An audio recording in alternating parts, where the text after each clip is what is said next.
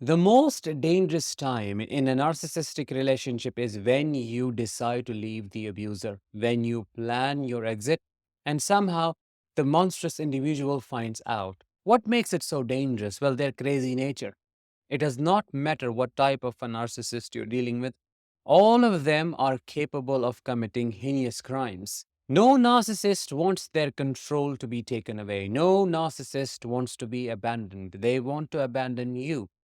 No narcissist wants to be left alone without any supply. Which is why, when they find out about your exit plan, your strategy, they lose it and do horrible things, including unaliving their partner and their children. All of that was proven true by a recent tragedy that took place in US in the state of Virginia, where a 28-year-old pediatric nurse named Mamta Kafle was killed by her own husband, Naresh Bhatt, a former US Army Reserve specialist. When the spine chilling details of this case came to surface, the entire world was shocked and surprised. A lot of people couldn't believe their own eyes because they couldn't understand how a person can pretend to be a victim of their circumstances and at the same time be a murderer.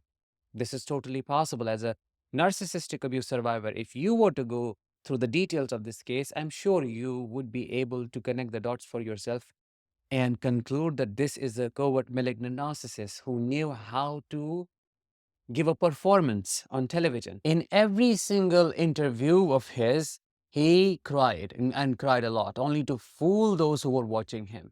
He was appealing to his wife that she should come back and he can't live without her and so on. But that was nothing but a big lie. Initially, he cooperated with the police, but eventually he stopped. And that is when the police suspected a foul play. Eventually, the police found out that he had unalived her. The most important question one should ask is, what can we learn from this case? Is there anything that happened that should not have happened, that could have been prevented? Of course, I'm not victim blaming. It was not Mamta's fault at all, because abusers are unpredictable, uncertain, and inconsistent in their behavioral patterns.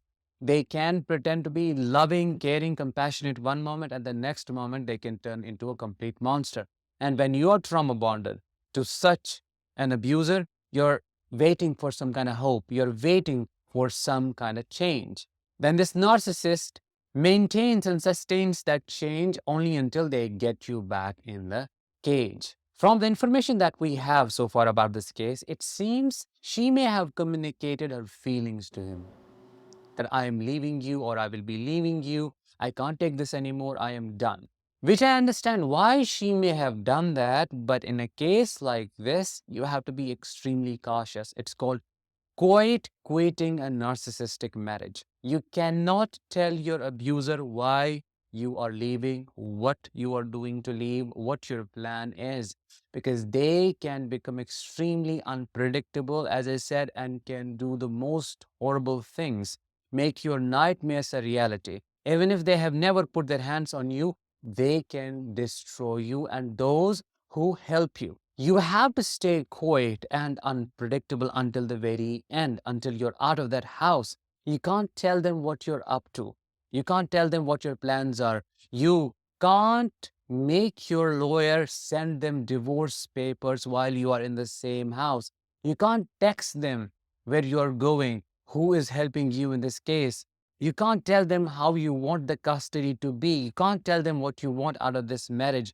You can't share your emotions hoping that by doing so they will change, they will feel your loss. These are evil beings. Once you trigger their narcissistic ego, they are going to lose it. I want to make it very clear at this point. I'm not blaming Mamta at all. That's not my intention. What I'm trying to do is I'm pointing out a possible loophole, which was not her fault, but he took advantage of that information, which all of them do. People misunderstand leaving a narcissist as a big step. It's not a step, it's a process. On an average, people take 6 to 8 months, sometimes a year or more to leave a narcissist. Why? Because you have to prepare financially. Sometimes you depend on them. You have to divorce them emotionally first, which is what is also called quitting. You have to let those emotions die off. You have to leave them emotionally before you can leave them physically. You have to create your support system. You have to connect with your lawyers. You have to analyze risks involved, what could possibly happen. And I always say, if you want to leave, try to be 2 steps ahead of a narcissist. What does that mean? That simply means predict their behavior. Try to understand what they are going to do next and what your response is going to be. And then what will they do after that? And what will your response be to that action of theirs? They're really predictable. They can only give you 2 responses. One, they may either love bomb you, become a victim of their circumstances, or they will rage at you. In both cases, you should have options. You should know what to do. The first case, you must not respond to any attempts of reconciliation.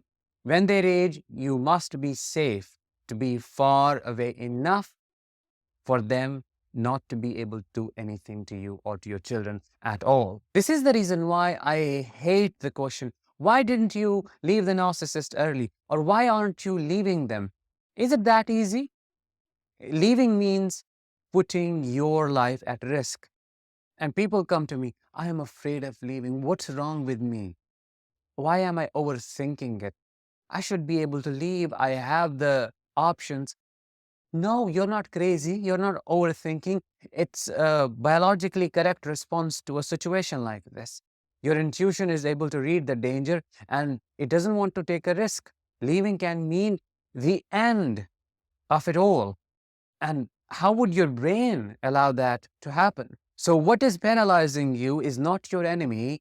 The fear is your friend. The fear wants you to do proper risk analysis, know what safety measures you will be taking to safeguard yourself and your children. You must not leave a narcissist by announcing your departure. As I said, it's a process, 1 step at a time. Imagine you are climbing a staircase. You have to reach the 100th step, which is the ultimate leaving. What will you do? You can't take a giant leap. You have to climb 1 step at a time. And then with every step, you will get closer and closer and closer and closer. That way, you will be able to make sure you are okay, you will be okay, and your children or child will be fine too. So that is what we can learn from this tragedy. Let's pray for her soul because she is one of the survivors. She is from this community. She is like you and me.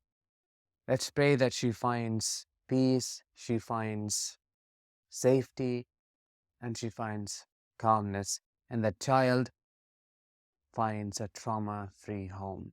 With that, let's bring this episode to an end. Thank you so much for listening. I will talk to you in the next one. Until then, as always, let the healing begin and continue.